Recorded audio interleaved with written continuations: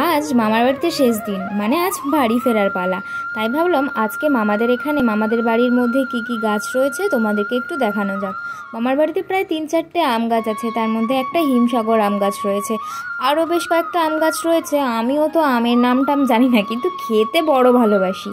আর এই যে দেখছো, এটা হচ্ছে আখ গাছ, খুব মিষ্টি হয় এই গাছের আখগুলো। আর একটা লেবু গাছও আছে, দেখেছো গাছ ভর্তি কিন্তু লেবু হয়েছে ওতে। প্রায় অনেক গাছই আছে, সব গাছের আমি আবার ভিডিও করতে পারিনি। এইটা হচ্ছে ড্রাগন ফল গাছ।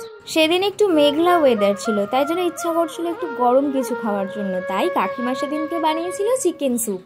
তারপর মন ভরে চিকেন স্যুপ খেয়ে বিকালবেলা গিয়েছিলাম একটু বাজারের দিকে।